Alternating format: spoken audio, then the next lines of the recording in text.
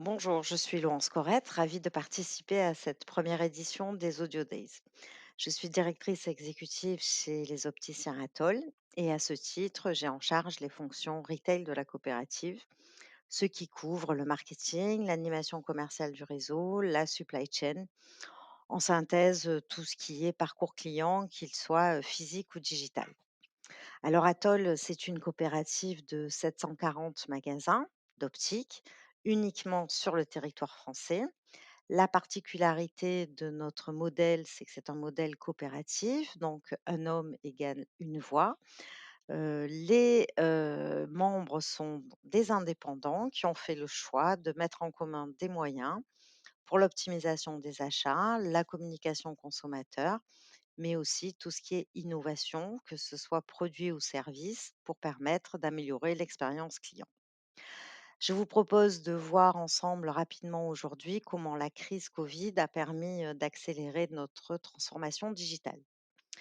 Alors, il y a 3 ans, nous avions un site qui était uniquement un site vitrine, très peu de présence sur les réseaux sociaux, en tout cas pas une présence qui permettait d'engager des communautés, investissements publicitaires quasiment à 100% concentrés sur la télévision et un réseau avec des habitudes fortement ancrées dans le commerce traditionnel.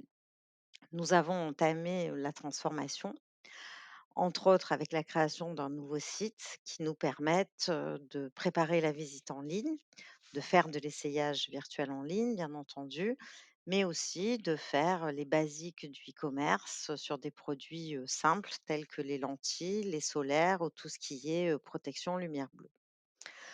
Toute notre communication en amont, est orientée drive to web to store puisque nous avons vocation à générer du trafic pour, les magasins de nos adhérents.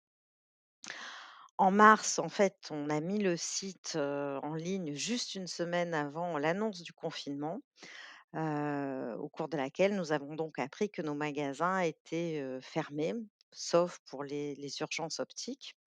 On a dû donc réorienter toute notre communication vers le service et vers la proximité et basculer sur les pratiques de e-commerce et tout ce qui était service à distance. Donc, ça a été un premier enjeu et notre réseau a accepté cette réorientation alors qu'il n'en était pas question précédemment. Ce qui nous a permis de multiplier par 12 le chiffre d'affaires e-commerce et de multiplier par 10 la création de comptes clients et de faire à peu près plus 30 sur les visites sur notre site. L'optique reste quand même un marché très traditionnel qui nécessite une visite en magasin. De ce fait, à l'annonce du déconfinement, outre la mise en place des gestes barrières, on a lancé en 2 semaines un système de prise de rendez-vous en ligne.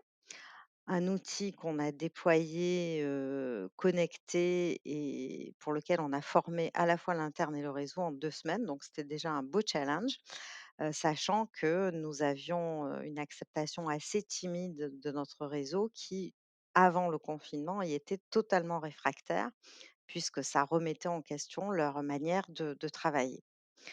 C'est un système donc qui s'est déployé, tranquillement pendant, tout l'été et à l'annonce du deuxième confinement, on a appris que nos magasins pourraient rester ouverts et donc par conséquent, la prise de rendez-vous en ligne était vraiment, l'outil, qui allait nous permettre de sauver le business. Donc on a là à nouveau réorienté notre communication. On a valorisé la prise de rendez-vous en ligne sur l'ensemble du parcours. On a réorienté la com, la création d'activations et de contenus spécifiques sur le sujet. On a diffusé nos coms sur des supports qui étaient beaucoup plus engageants, de la vidéo, du social. On a renforcé le dispositif média en national comme en local, mais aussi accédé à des médias classiques comme la télé ou la radio. Donc la conséquence, c'est que ça nous a permis de faire x10 en prise de rendez-vous, mais surtout d'avoir une acceptation totale de l'ensemble de notre réseau. On a les 2 tiers de l'activité aujourd'hui qui sont réalisés sur rendez-vous, avec une expérience conso qui est nettement supérieure, une satisfaction conso supérieure et un taux de transformation plus important avec un panier moyen plus important parce que le temps passé est beaucoup plus qualitatif et tout ceci va nous permettre, de finir l'année, quasiment étale par rapport à l'année dernière et ce malgré la crise. Donc le covid a été une bonne leçon, d'adaptation, d'agilité et de résilience et voilà, j'espère que ça nous permet de voir les bons côtés, de cette crise et que ça nous prépare à un avenir meilleur. Je reste à votre disposition pour toute question et pour compléter cette intervention. Merci.